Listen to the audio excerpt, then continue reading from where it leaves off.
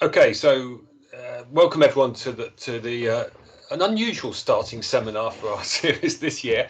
I met Dan I was doing a talk in Bristol and Dan had helped arrange, and he mentioned in the pub afterwards he does a talk on paranormal acoustics, and that was about a year ago or maybe even longer than that, and I thought it would just make a great topic.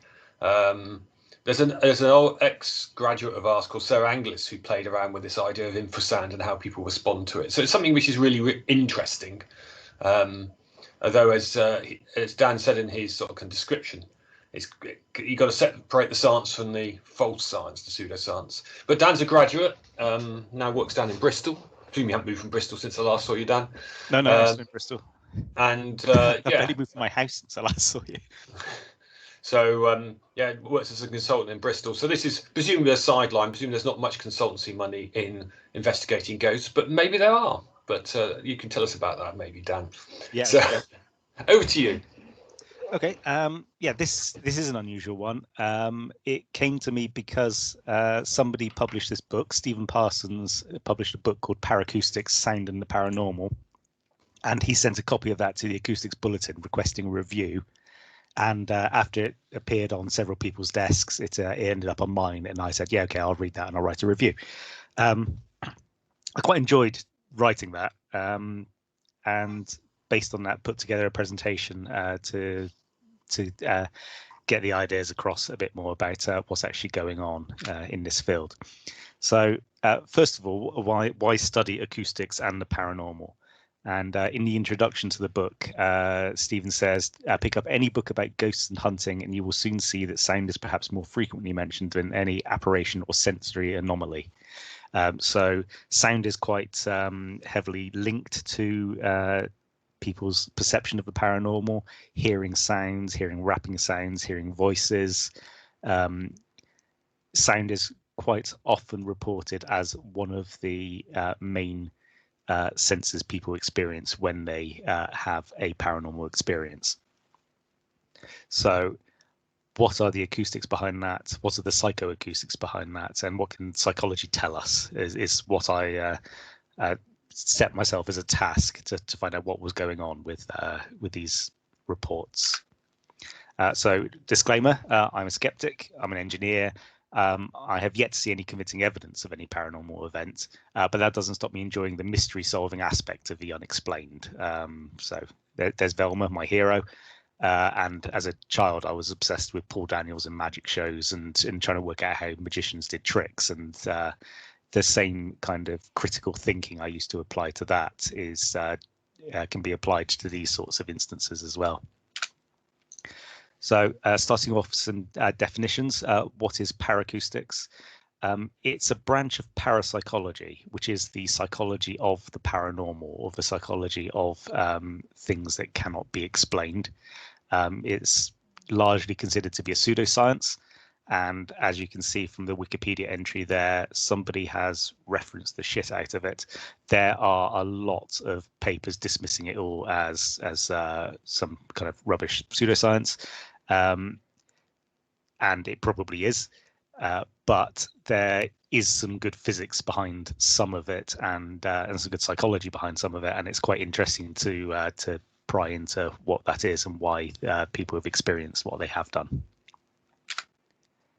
It all seems to have started. Well, I can actually go a bit further back than that. There's even biblical and ancient Greek myth references to various ghosts and things, but what we think of as modern day ghost stories seem to start around the birth of spiritualism with the Fox sisters in New York in the mid-19th century. They claimed they were able to speak to ghosts in their house, and the ghosts would answer them by making rapping noises, by knocking once or twice to answer yes or no to questions.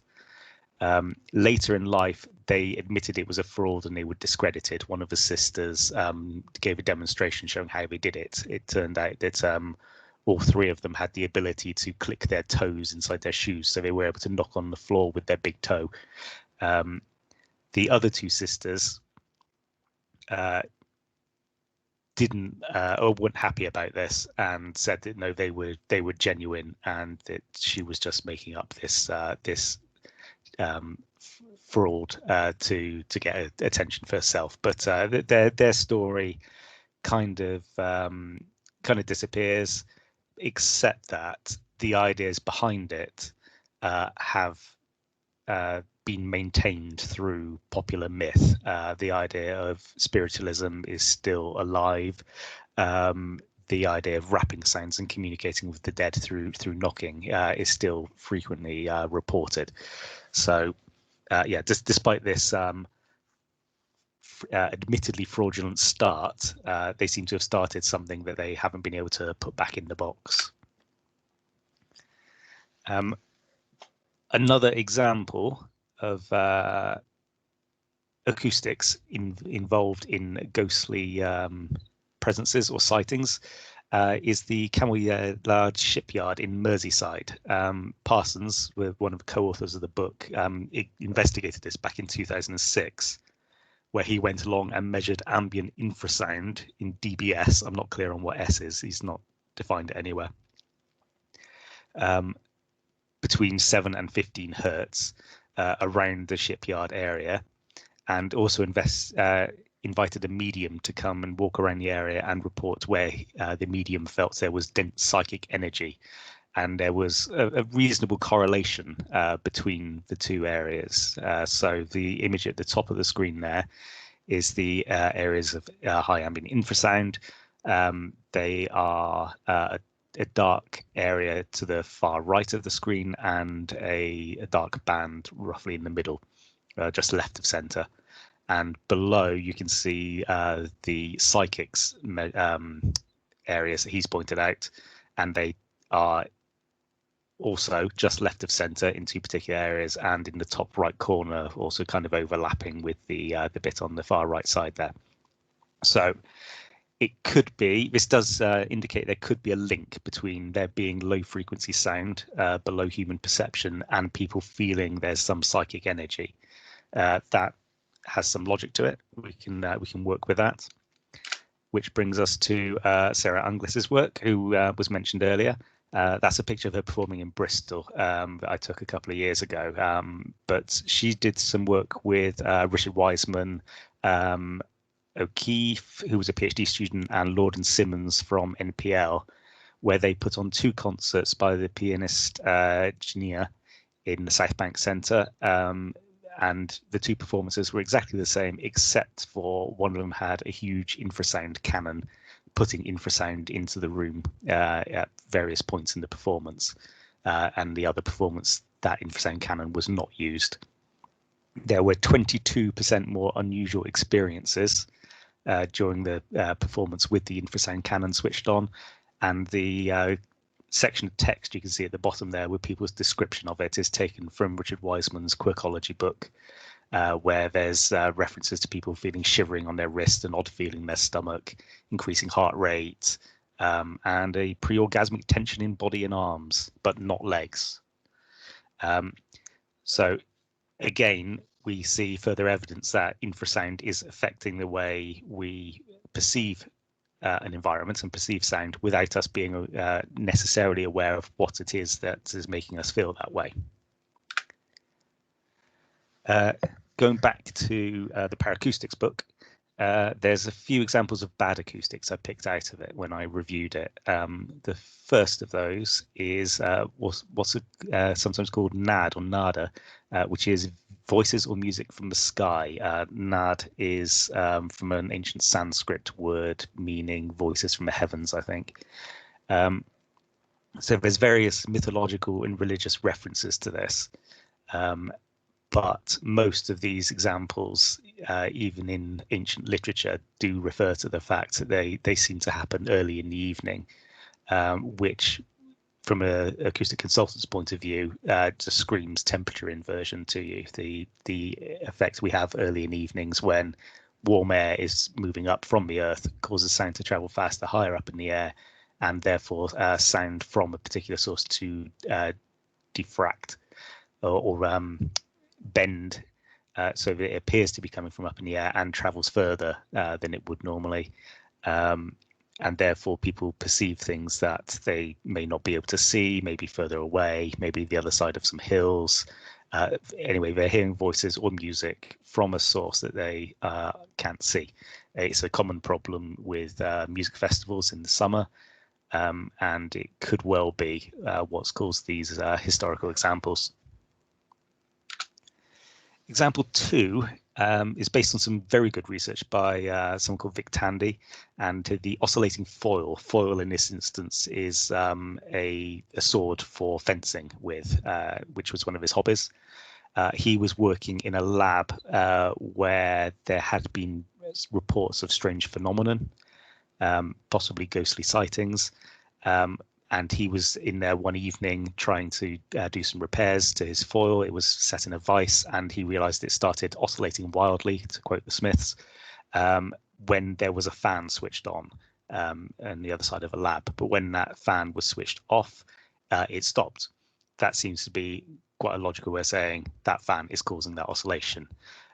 Cooper, the author of the book, has issues with Tandy's paper because he didn't report the foil's resonance or the room dimensions, and therefore you couldn't check with all the calculations to make sure that was what was causing it, and that there may have been other low frequency sources, such as paranormal ones, that were also interacting with the fan. That seems like a bit of a grasp to me. The resonant frequency of the foil, although not stated explicitly, is mentioned by Tandy as being close to that of the eyeball as well, which may account for some of the sightings or people thinking they saw things in their peripheral vision in the earlier reports from the same lab. And example 3, Parsons proposes a rough and ready test for detecting infrasound using more day-to-day equipment, and that is by comparing C-weighted and A-weighted measurement filters. So if a C-weighted value is greater than the A-weighted value, it can be assumed there's low frequency sound present. Now that's probably fair if you had synchronous measurements in exactly the same location. I'd be a bit more nervous about it in doing that with one of those sound level meters you buy from Amazon, or used to buy from Maplin for 40 quid, where the slightest you're not going to have synchronized measurements. You're not going to be able to switch between filters and get measurements of the same time period. You're probably going to be comparing two numbers from different times in slightly different places. So in terms of trying to detect infrasound, that's a little dodgy. It may be a useful way of trying to do it quickly and easily, but I wouldn't rely on it when there's better equipment available. And we also get into the realm of bad electronics in a couple of chapters in the book, where we start talking about electronic voice phenomena, EVP. And this is the belief that spirits can take control of radio waves and communicate through radios. And the people who detect these use specially adapted radios where they use the tuning circuit, the swept input that scans through the radio range looking for a station, and they remove the pin from the chip that stops it when it finds a signal, so it just continually keeps sweeping round and round and round. So you hear all these little bits of every station as they go, and they then make recordings where they sit there and have conversations with this, hearing various voices coming out of those radio signals, and pull out of those what they think are answers to the questions they're asking. I'm going to play a clip from YouTube video here. It should jump to 8 minutes in it if this has worked. Can you answer this question for me? Can you tell me where in the United States my buddy Steve Pulte is at right now? Yeah? Where?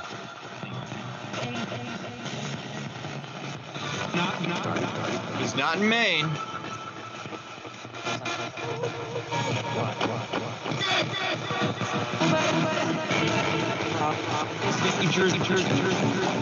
He is from New Jersey, but that's not where he's at.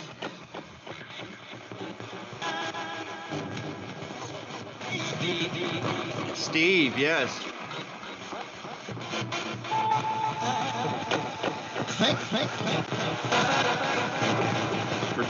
He's at a Civil War battlefield. Which one is he at?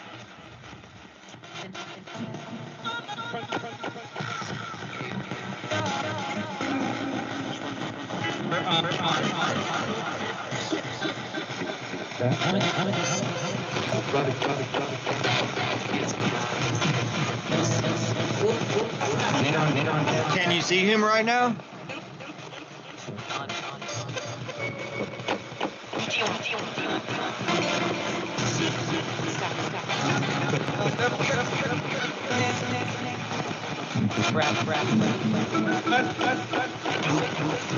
It's crazy they nailed his state that he lives in. There we go.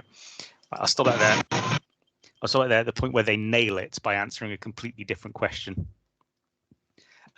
This one is another one where someone's recorded with, they're trying to find out about the afterlife. I find this one a bit more, well, a lot less funny, in that this has been recorded by somebody who recently lost a family member, and they've started trying to find out what goes on in the afterlife.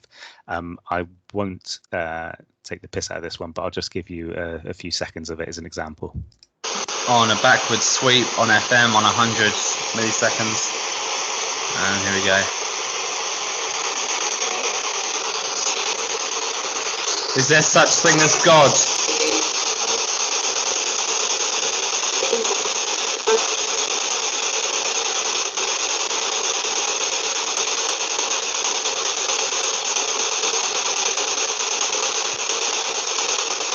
Can you move throughout the universe and to other planets?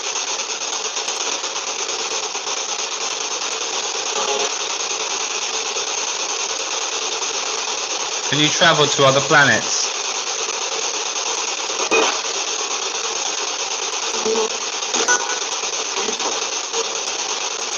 On a backward sweep. There we go. I'll leave that one there. This one is from a much more fancy looking ghost box someone's made in a lovely wooden cabinet.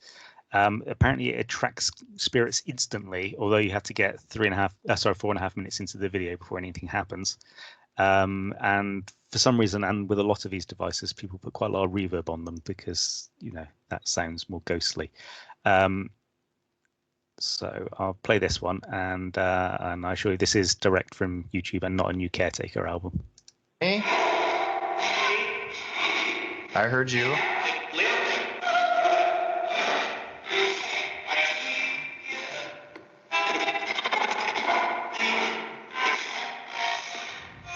Are you still there?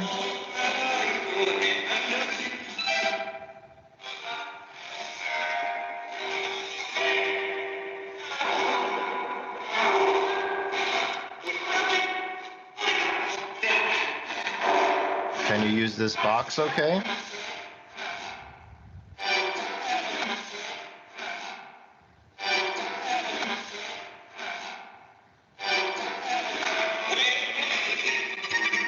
Okay, I'll stop that one there. So yeah, that's another example of the kind of devices people are building. They also sell for silly money. So either somebody knows there's a market that will pay over the odds for this, or it's such a small market that they have to put huge markups on it. I won't comment on which of those I think it likely is, but I did buy one. So, you know, maybe I'm the huge gullible fool in the end. You'll notice that some of the words that were picked out of that previous clip were ones you'd be quite likely to hear when flicking through radio stations anyway.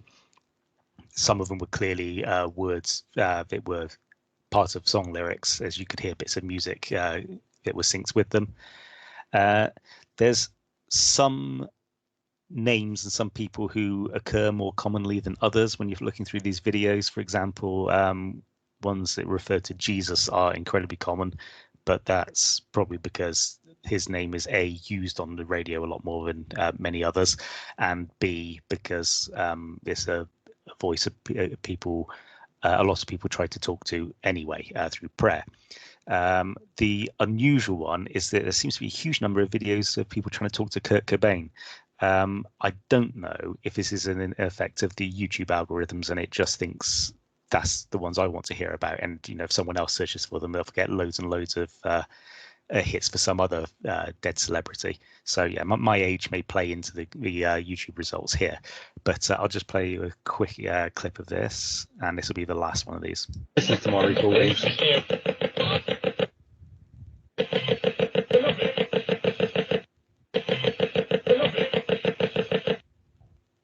If I asked to speak to someone, would they be able to come through and talk to me? For example, someone's been asking me to try and contact Kurt Cobain from Nirvana. Is it possible for Kurt Cobain to come through?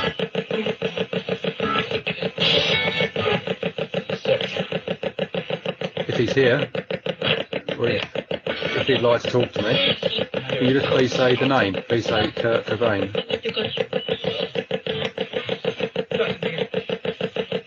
Sorry, did I just hear that? Can you please say that again? Spoiler alert there, they don't say it again. There's, again, those clips of those bits of audio and what they've been interpreted as saying in the subtitles are quite debatable. It's interesting to listen to some of these and not look at the wording first and then view them again afterwards and see if you agree with what's been said. I'd recommend doing that. But there, coming back to the book review again, there's a chapter specifically on this contributed by Anne R. Winsper, who talks about the issues of psychological and neuropsychological accounts of EVP. So she comes up with 14 different conditions, should we say conditions? 14 different areas that may affect a person's likelihood of picking out electronic voice phenomena. And one of those is the way they interpret sounds, how suggestible they are, whether they have pre-existing paranormal belief, whether they have previous mental health issues such as schizotypy, whether they suffer from auditory hallucination, if they have problems with reality testing and problems telling apart real life from dream, for example, or disassociation, if a person is fantasy prone, has death anxiety, probably similar to that clip I played a couple of slides back, whether they are narcissistic, various personality traits such as openness and belief, the nature and neuropsychology of pure white noise, a sound signal that contains all frequencies and therefore can very easily have whatever you want picked out of it, the quality of a person's auditory and speech perception, and practical auditory tasks, where she says paranormal believers are more likely to report hearing voices in an ambiguous clip. Those are, I think, intentionally made ambiguous clips rather than ones that have been recorded through this method. Here's another example of the auditory illusions. So how you can be, how suggestion can lead to you thinking you hear a certain thing because of what other information you have around it. So I've ripped this from Twitter, so it's only a couple of seconds long, and you should be able to hear a word being said, which you can probably change by focusing on one of the two words that are being pointed at.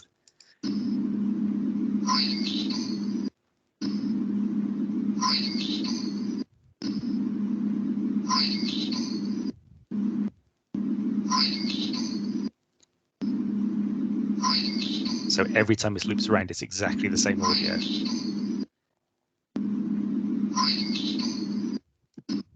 Okay, so coming to a conclusion, non-acousticians getting involved in acoustics can be dangerous. Peer review of existing research is scant. Further research is required into low frequency correlation, and better advice for those interested is recommended. I'm going to stop screen sharing there so I can see the chat.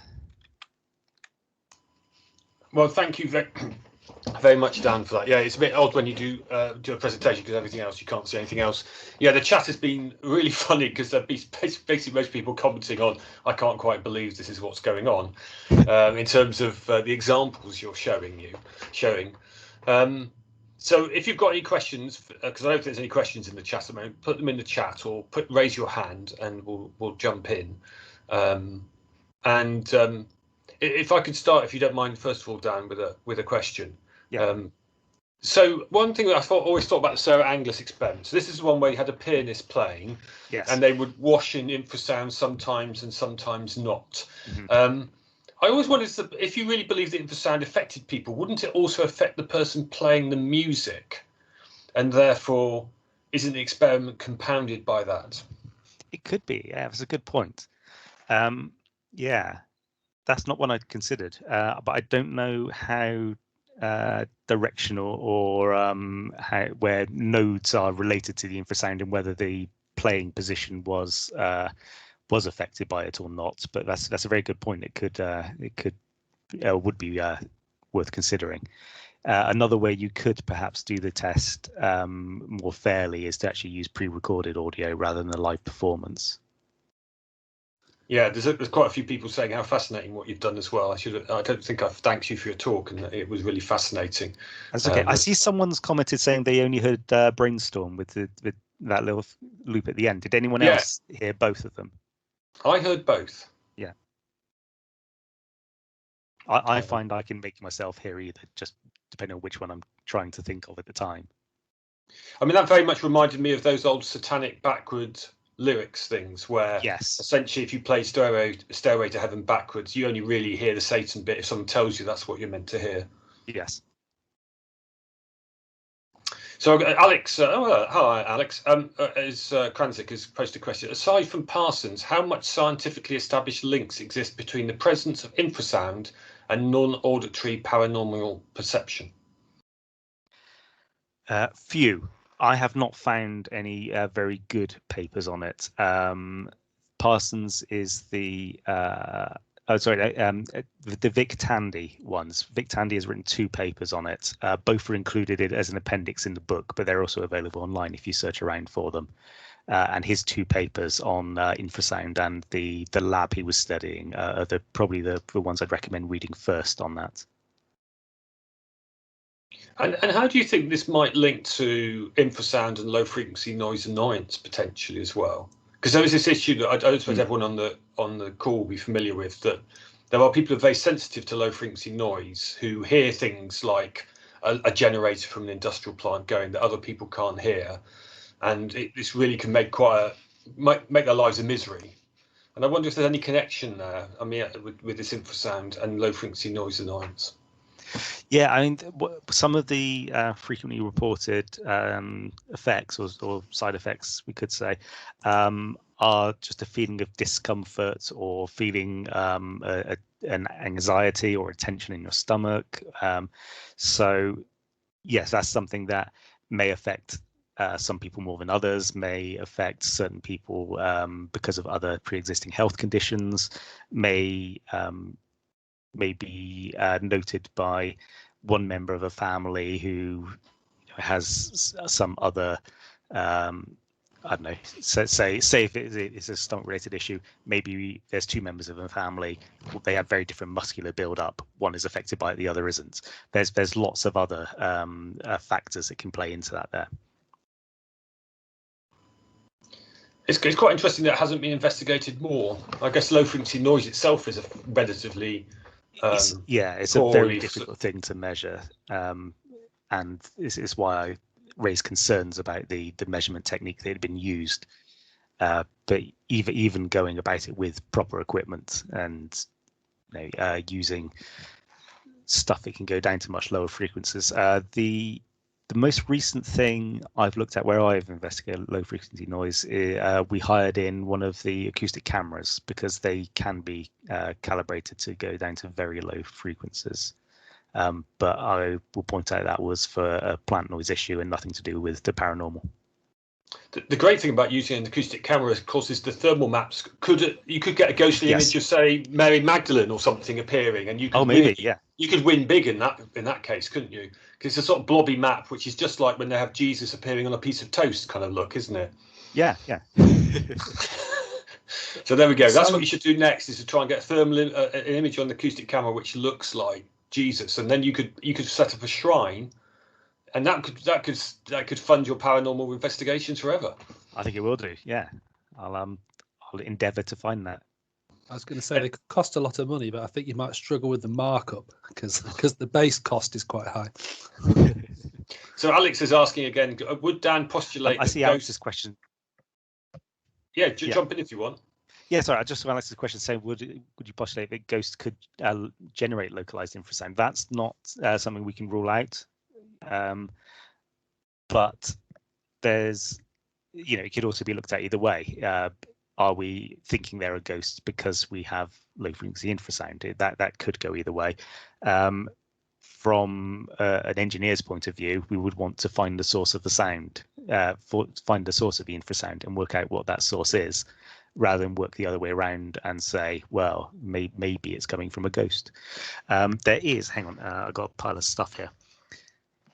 Parsons also released this DVD, So You Want to Be a Ghost Hunter. And in this, he's interviewed by someone called Richard Felix from some TV program, some ghost hunter TV program, and he talks quite extensively about using EMP meters to measure electric fields or electromagnetic fields, and they walk around a supposedly haunted hotel waving them around. And Parsons is actually very quick to admit, look, you're getting huge high readings here, but it's because there's actually an electrical transformer on the other side of this wall. So you have to be careful you're picking up or not picking up some other environmental factor. And he does go to quite a lot of effort to take a lot of readings and work out what they could otherwise be caused by. So I do wonder to some extent how much he comes at it with an engineer's mind of trying to work out what the possible causes are, and how much he comes from a ghost hunter's mind of trying to find some paranormal event. There's definitely a balance he's trying to find there to get his market right. It's quite interesting watching him trying to describe that. So in the chat, Bill Davis who you'll remember, put in an interesting question. But there's also Andy Morehouse, who's a low frequency noise expert, who's put his hand up. So Andy, why don't you come on and ask us a question? Yeah, I missed the low frequency bit of your talk, unfortunately, but we did some research with for DEFRA on low frequency noise. We also teamed up with some audiologists, and they had quite an interesting model. The effect that you've got is that you've got some people who are very disturbed by a noise that nobody else can hear. So, you're not miles away from ghosts there. And neither can it be detected with a meter. And yet the perception is extremely real. And the audiologist came up with a really interesting, a model they use in tinnitus. What you find with tinnitus is that some people are extremely disturbed by very low levels of tinnitus, and other people have quite high levels of tinnitus and not disturbed by it at all. And they've got this model involving feedback in the emotional brain, and the key seems to be that if the sound is sort of categorized by the system as a threat, then it sort of kicks into action all the fight or flight mechanisms, and that makes you put more attention on the sound, so the sound becomes more evident in the perception. And then you get so instead of normally you'd get a habituation loop where the perception gets less and less the more you get used to it, but that can actually go in the other direction in certain cases. So you can end up potentially with someone who has a lot of disturbance from very small sounds or from even a memory of a sound. We came to the conclusion. Interesting. It is very interesting. That's some good research. Out of interest and going off on a tangent, can that be dealt with hearing aids and tuned responses in hearing aids the same way tinnitus normally is? Well, the tinnitus specialists have techniques where one of the first things they do is they try to sort of calm down the person and set in place a sort of framework where they can understand that the sound is not harmful.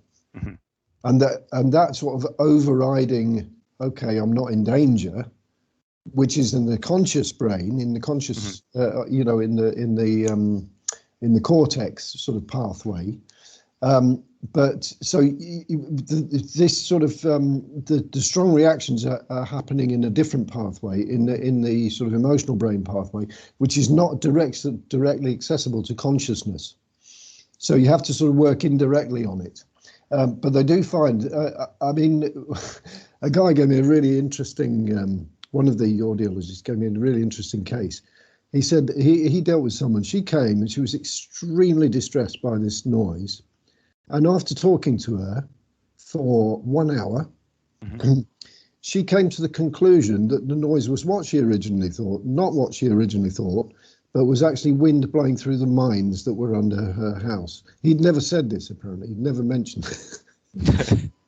And she was reassured by this knowledge that it was wind blowing through the mines and not whatever else she thought it was. And it went away. The problem went away. Excellent. That's good. But that was quite unusual. Thanks, Andy. Trevor, you mentioned a question from Bill as well, but I didn't see it. Well, it was a comment. I think it was along the same kind of lines. Bill was saying, I've now lost it because chat box has gone so long, that people who are chronic low frequency noise sufferers in the lab tend to rate any low frequency noise above thresholds as intolerable, even just 5 dB above. So there's a sort of kind of, if you can hear it, it's intolerable, which kind of fits possibly what Andy was just saying. I was going to ask you another question, if anyone else, unless anyone else wants to leap in, because I'm rather dominating it. So please leap in if you want to and shut me up. I mean, you talked about Ghost in the Machine. I put a link to a Radio 4 program. I recently heard about that as well. But the other thing I don't think you mentioned, apologies if you did, is all the sorts of kind of the paranormal, you know, creaking stairs, walking up, you know, hearing not infrasound, but other sounds to do with ghosts.